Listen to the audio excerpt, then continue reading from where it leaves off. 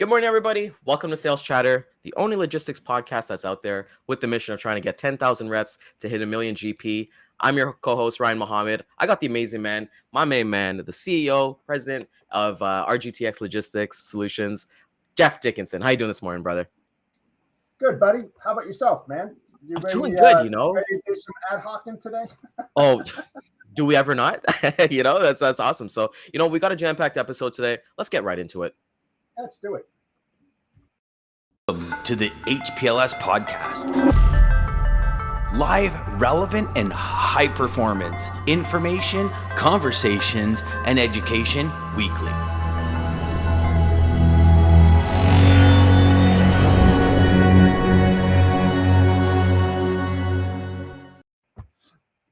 And there we go. It's awesome. Jeff, I'm Canadian, so I don't really pay attention too much. Like American football is not really my thing, but it's hard to ignore what happened last night. That thumping that happened. Can you tell the audience, because that's actually playing into our episode for today a little bit. But what happened last night, Jeff? TCU didn't show up.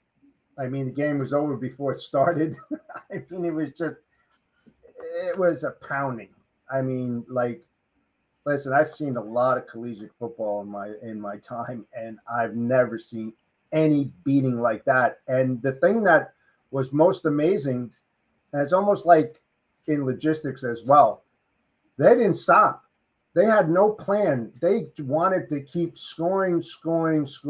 Their main goal and objective was to get a goal and score, regardless of what the score was. It wasn't about that. It was just being completely dominant, off the chain, dominant. Unbelievable. I picked TCU because I saw the last game and I really thought that, they had a outside ballpark chance. But I mean, going back to back for Georgia, national championships, the big question today is, can they do the trifecta?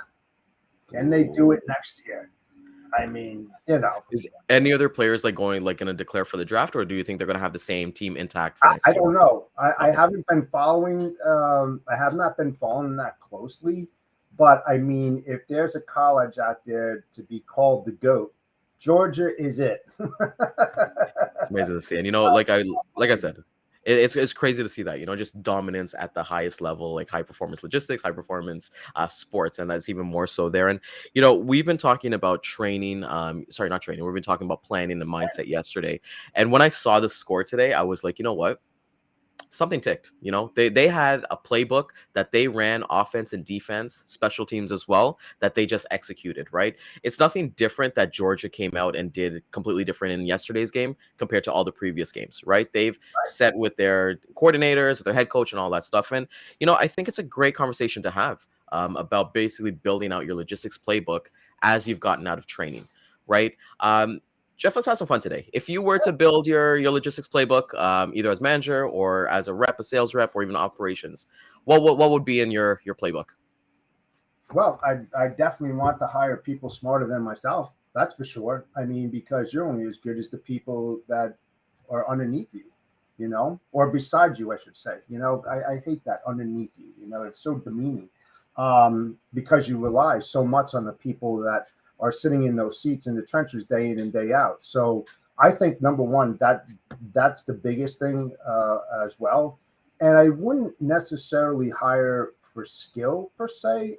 I would rather hire for drive, ambition, determination, where the people that you put in those seats want to succeed. I think that's the biggest part of any great operation or business, is that you have the right people with the right mindset sitting in those seats that want to help you move the peanut forward. Skill can always be taught later on, and that's what a good leader does, right? Mentor, coach, develop their subordinates, show them the ropes, identify problems and ask them how they resolve. I mean, all that different kinds of stuff. That's I think is key in planning on making things work in the best way possible. And I How like about that you you? I mean, yeah, what? I agree with that completely because you set up the right people in the right spots.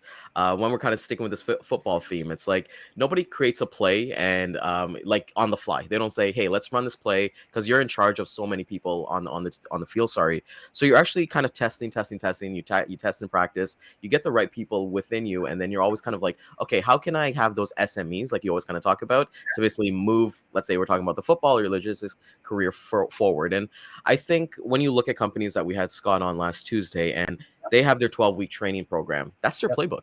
You that think about is. that playbook, right? You're sure that they're going to give them material and it's tested and true, but they might make some audibles as they kind of go along. So I think like it's really important, especially when you kind of come out of training. You need to talk about your offensive because I feel like you need to be full on offense when you kind of start to kind of build your carrier base, your prospecting base, your customer base, and even your ops base too to figure out which pods work for you. So I And think like here's the when it comes biggest to thing. Yeah, here's the biggest thing that's missing there. And we are talking planning, right? yep, What do teams do to plan for their game? What do they do? And yep, it's what all logistics and freight brokers and brokerages should do as well. It's the same thing. Do you know what they do? let the crowd know. They study the opposing team. They get that knowledge. They look at their plays. They understand what plays are going to be in certain formations and stuff. Well, isn't that the same thing when you're reaching out to prospects? You want to gain that knowledge. You want to understand who they are, what they do. Yep. And that's how you become successful. You get that one step up, So that's part of the planning as well. Planning to succeed is to get the one up on the opponent so that you can overperform what they're doing. That's the whole key there. Absolutely. And the cool thing about it too is that when we're kind of looking at the football analogy too, it's just if you treat every customer and every opportunity like the Super Bowl, that's where you kind of see like you said, you can work on your niches, you work on things, but gold really comes in. You treat it with that planning. And what I love about the fall you're familiar with as well is that when you go to the Super Bowl, they have 2 weeks off. Every in the season is 1 week off, but they have the Pro Bowl and they got 2 weeks to really study and go and perform at the highest level. So you're right by Yep. saying that, hey, let's make sure that we're ensuring that everyone is like studying the other playbook, seeing what they're doing and what they run. Because I'll tell you this, Jeff, if my competitor is telling the same prospect that we're going after that, hey, they got trucks in their area, God bless. I'm hitting that return for a touchdown every single time, because it's just you kind of learn from experience and kind of go from there. And I think the one good thing as we're kind of looking at it, we look at, hey, managers, they're usually some of the top sales performers, they become managers. And we look at that as football coordinators becoming head coaches and understanding their playbooks and kind of things like that. What do you look at, like as you mentioned, you talked about the teams actually working together. What do you look at as your defensive kind of playbook, if there is one? Are you kind of like on offensive or kind of defensive in terms of your planning? Well, the defense is basically what is being said, for instance, on a phone call when you're Mhm. talking to a prospect, right? Um, you start on the offense as the questioning and the conversation moves forward. You're going to find yourself on defense. Okay, what are you going to do? How are you going to play the game? What value are you going to bring to the table that's going to force the opponent to, in an actionable thing, right, to respond to what you have in place. It's the same thing. I mean, when you think about you know any kind of management team or anything, they're always working on developing and planning their best practices on how to move forward. And that's how it's so relative to what we're talking about right now. Yeah, and I think that's what you're kind of always looking at that planning. So the conversations that we had yesterday were just basically continuing on from what we were talking about yesterday. And I think one thing that kind of came up was like, hey, you've got to understand as a leader where you want to kind of put your soldiers and be in the trenches with them and let them learn from that experience before they even make that first phone call and things like that. In what ways can a leader, specifically in the planning stage, share with their teammates their playbooks and what kind of works with them for beneficial success essentially? Yeah, and that really comes down to the experience level of the manager that's in place. The more experience that an individual have, the more what if scenarios they can bring to the table to pre-plan, as far as what happens if this happened. How are you going to respond? All part of the planning, to beat them to the punch, sort of speaking. So it's like, what I always used to do is build the field of dreams. If you build it correctly, they will come. You got to try to outthink the customer, or the prospect, and come back with those deliverables. So it's like, hey, is your company, can you do this or whatever? Instead of going back and saying, you know what, let me think about that. I'll get back to you in a couple days. I've got to, dive deep and figure this out. But if the experience that you have on that planning is that you can outthink them by saying, okay, if this customer asked this question, do we have the tools in place? Do we have manpower, whatever, to combat what he's asking? And that's the whole thing of being a good leader and figuring out before it's asked.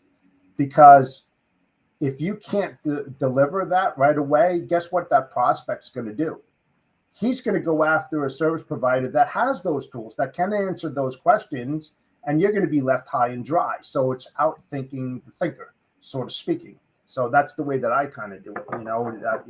Again, it all really comes down to experience and being in that seat and understand what's the possibilities. What are they going to say? So you can plan out your response. And then this way you can relate that to your team as the what if scenario. Well, listen, if you're making those cold calls and you happen to get this question, here's how you're going to answer it. As rebuttals, yeah. And you want it to come as natural, right? And that's why I feel like I've always kind of said, that's why I've always said, like, storytelling is one of the best tools that a salesperson can have. And like when you get an objection, and we'll talk about this week, from your customer and prospecting, but it's like, you don't want to go through a Rolodex. It's like, okay, they said this, okay, let me go through my Rolodex and figure out what they're trying to say. It's like, no, just let that and that comes with role playing and training and things like that. And yes. Yeah, and making sure that you're actually able to do that. I like what you said, because it always kind of comes down to like staying in your lane, right? Because I remember when I was at the first company that I kind of worked at, I wasn't going to sell dump trucks. I wasn't going to sell like hopper trucks. It just wasn't in our wheelhouse of what we did, right? There was certain niches and there's certain, like, obviously vehicle types and things like that. So become a master of that and understand your planning before you kind of like go after everybody. And we'll talk about that next week. But, when we're looking at the playbook and everyone's kind of sharing with each other, your operations playbook, what does the operations playbook kind of look like, outside of like the actual prospect itself? On your business or the customer's side? Both. Let's hit it with both. So let's start with the it really and I asked that because every shipper is different than every than all the others, right? Yep. So you have to figure out that first and foremost. How are they coming at you? What are they doing? How are they doing it? So that you can create the plan, to go back to them, with your experience or what you've been doing. And again, what you said was critical, is that niche, that mode. So the higher probability is if they ask those questions in your mode, in your niche, you're going to be able to respond with the plan of how to attack to help him to be successful and to meet or exceed his expectations or her expectations. So it really all depends. That's why you have to be a good listener to plan. Listen more, talk less, sort of speaking, to understand that. So I love that you said that, because I was actually going to bring this on Friday, but since you actually brought that word up, I read something yesterday was that, the word, you got to be an active listener, because listen and silent have the same words in them, so if you kind of like factor listen and silent, just be silent and understand. And as we're kind of talking here, we're talking about playbooks and things like that. I know myself, when I kind of got out of training, my playbook was essentially intangible, having a notebook, but the other one that helped me as well was a CRM. Right. And some people use CRM, some people don't use CRMs, right? But I think a CRM kind of what you get to visualize it every single day. And you get to put, before you even make that call, you kind of put your input, the companies you're going into, the research that you've kind of done and everything like that.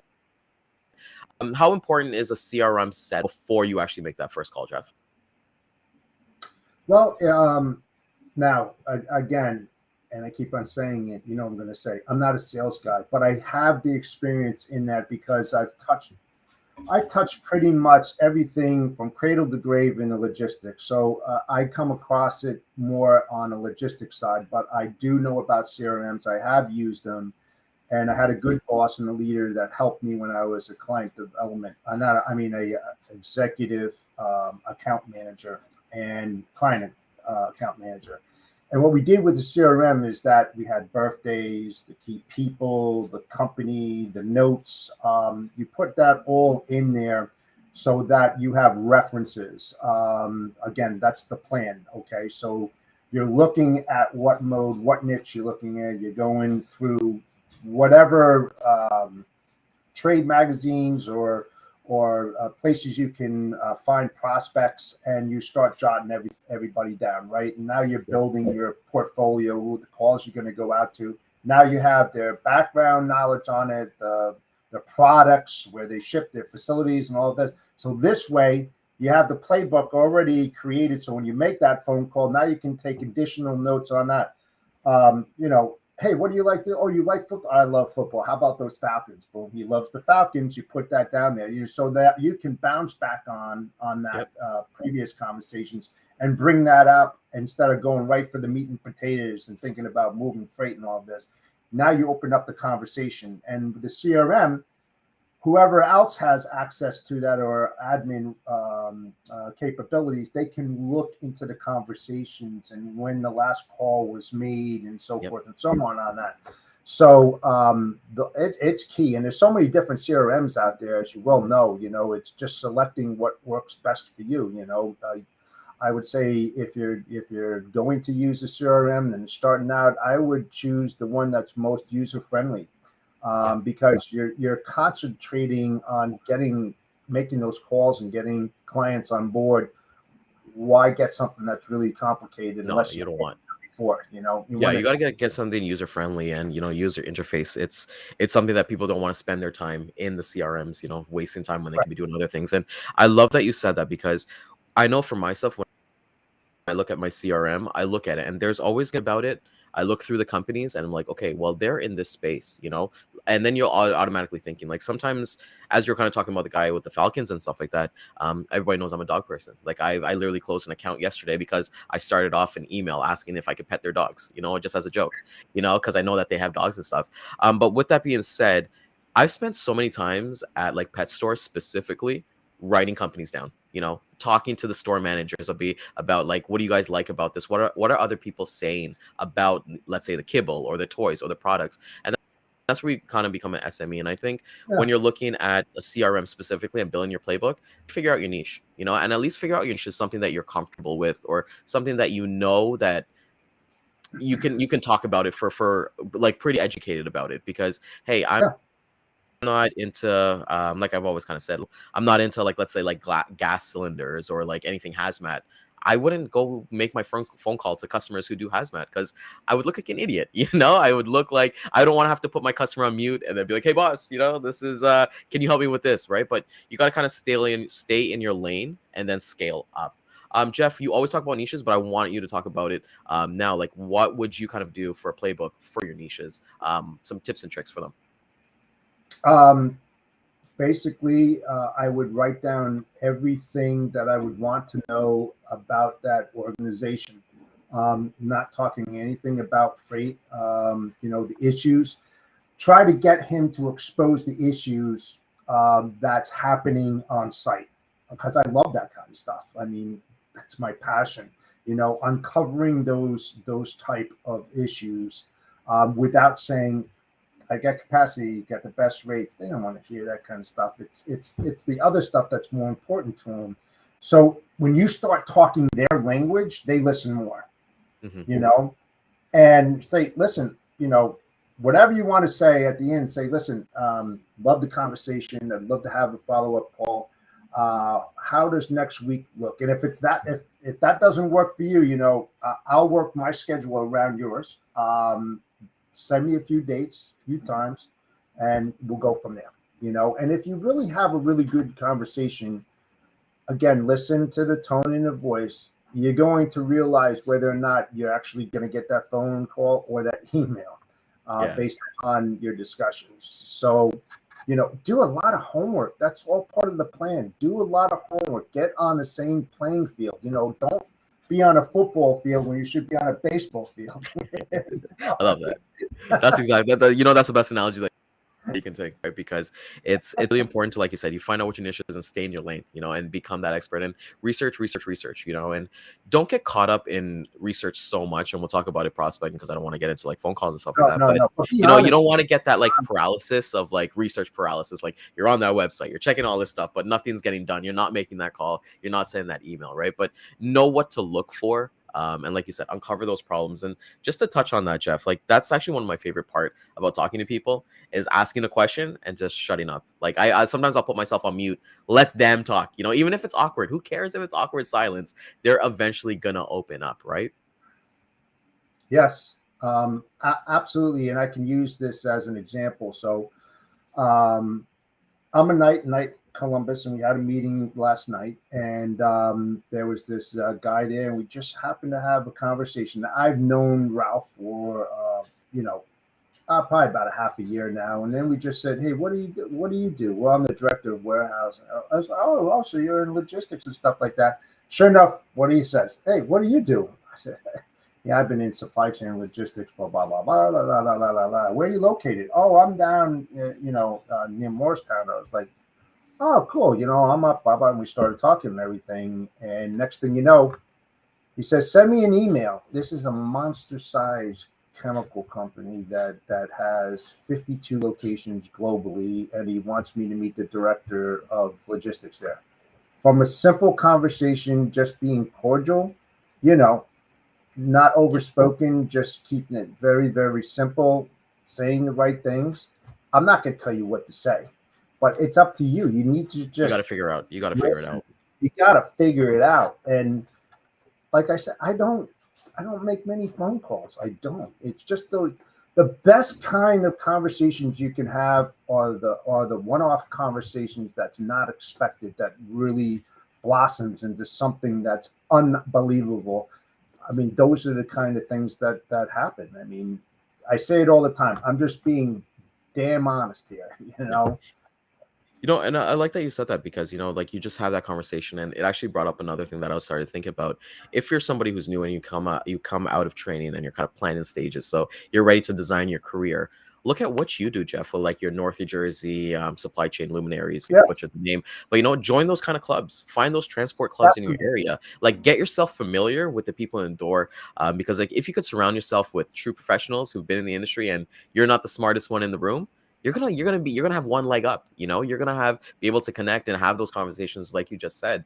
Hey, what do you do? Oh, this is what I do. And then you never know, those things are blossoming completely there. So I like that you said that. That's why I made that. I mean, I wanted it to be much different than any other club out there. It's all knowledge based. It's peers helping peers and other people that are entering the business that wants to learn, to help them define their whole. I mean, seriously, where they can fit in. A lot of kids out there that are coming out of college, Ryan, they're so interested in logistics and supply chain, but they just don't know where to fit. They got their majors, they got their minors, but there's so many things involved. They come to the club, they start talking to people, and then the light goes off. Never thought of that. Tell me more. That's why I created this one. It's not, like I said, the good old boys club drinking beer all the time and all this other stuff. It's knowledge based. I want to help people. And then you're helping people design their own playbooks as well, right? So that's the one thing, and you're able to do that. So design your own playbook, but being able to like assist with other people's playbooks, and that's what I think is like really, really important. And because we're all a collaboration at the end of the day, right? Whether we're planning. I'm always asking, I know we said yesterday, like the squeaky wheel gets the grease, right? So always be kind of like a student and kind of want to get that help, whether it be clubs, asking other people in the industry. And that we do, I think like people as well should be in quite a bit, because like now I think, I don't know, within the last 2 years, I've really seen like a camaraderie, at least. Like I don't see competitors on LinkedIn. Like I really don't. I see collaboration. So I see a lot of young guys too as well. Like they're getting the industry and they're posting. They're getting feedback. They want to learn. They're having conversations with competitors that maybe back in the day it was said, no, you don't talk to a competitor. Like, why would you want to do that? But you do have those resources available that I think you got to take the initiative to actually want to learn and actually want to. It's a give and take proposition. That's Yeah. what it is, you know. And I'll use myself as an example. Yesterday, right? I need a warehouse location in Sutter, Wyoming. I remember seeing that. In Wyoming. So I had to put a post out there to the peeps out there on LI saying, hey guys, I need some help. That's what it's all about, you know? And if somebody says, hey, I don't do a lot of stuff in New Jersey, do you have anything there? Reach out, man. I'll put a connection together. You know, if I can help you out, sure, you know. And sure enough, you know, I got a few responses and I'm going to have a meeting, you know? So it's like, if you don't know it, don't fake it to say something that you shouldn't say, you know. Reach out and find who does know it, you know. That's the whole thing, you know. And that's the whole thing. It's about collaboration. Because like I could see the mindset where people are like, I don't want to ask for help because let's say my customer sees, you know, or my prospect sees, and they reach out and be like, oh, you're not the person. But at the end of the day, being able to be vulnerable and knowing what you're talking about, right? Because let's say you're brand new and you got this prospect and you're asking for help right away. It's gonna, and the customer sees that, then it's gonna be like, okay, well, maybe a little bit of doubt. But if you've built that relationship with them, whether it be a couple months, a year, or even like you've done a couple shipments with them, and you're asking for help on maybe like the 5th or 10th shipment, then they're going to be like, well, no, his track record is really good. Let him do what he's got to do, right? Because people might be afraid of that. Correct. Yep. From there. Absolutely. So it's tough. Yeah, you know, and I think, you know, when we're coming down to planning and things like that, we've got so some amazing topics, you know, and I personally can't wait to get into prospecting next week because that's kind of like my bread and butter that I definitely love. But I wish that we had these kind of episodes when I was in that stage in my career, you know, understanding that, hey, I just won't come out of training and just start banging calls. And people always kind of say, hey, bang out 1,000, but I'm calling a construction company first, then I'm calling a meat company the other one. It's like, no. I wish I had something like this. So I hope everyone's kind of finding value from this because, you know, we're giving away our playbooks. You know, that's what is amazing with us, right, Jeff? Yep, absolutely. That's what we're here for. You know, to engage and help people to realize things that they may not have thought of. You know, I mean, I may learn some stuff from you, Ryan, because, you know, I'm not that cold calling animal that are out there that just need to be like hammering those phone calls, you know. Mm-hmm. And I it's because I was that shipper, man. I'm just being honest, man. I hated that stuff every single day. You know, so I mean, if I could help somebody to realize what they shouldn't be saying when they make calls to prospects in logistics and warehouses, I'll do it, man, because I freaking hated it. Like, I'm passionate about this. I hated those phone calls, not making them, receiving them. Terrible. So you're both sides. Yes. So it's crazy to think about. So, you know, we're giving this value away for free, and there's so many other podcasts out there as well. So definitely, we want to thank everybody for coming out this morning. Hit the replay again at 12 and 3 p.m. Eastern time. Tomorrow, best day of the week. We've got the main man himself. I think we're gonna have Ken tomorrow. I think we've got to talk about that if we got Ken and Dean tomorrow. So. Yeah, I think we got Ken tomorrow. So either way, we're going to bring up some value. I know they go on live at 10 o'clock on Dat IQ Live on YouTube. I think they go on LinkedIn as well. So definitely check out that show to get some data. I checked out one of Dean's blog posts yesterday talking about the next 3 months. So definitely a great read from there. So anyways, everybody catch replay 3 p.m. Eastern time, LinkedIn, Facebook, YouTube, and Twitter. Join us tomorrow. Jeff, always a pleasure, brother. I know you've got Thursday, the relaunch. Like let's hear that about Hold My Beer as well.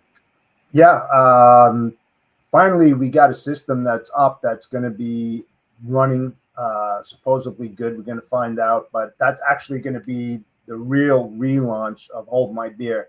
So join us. That's all I can say. It should be a little bit better than last week. Disaster last week, but well, there's no way to we go. Pick up the pieces and move forward, though. Well, you got to pick up that fumble and just like, you know, just to make sure you recover that and just go on offense, you know. So stick with the football team. So everybody, take care. We'll see you guys tomorrow. Have an amazing day. Crush your sales. Thanks.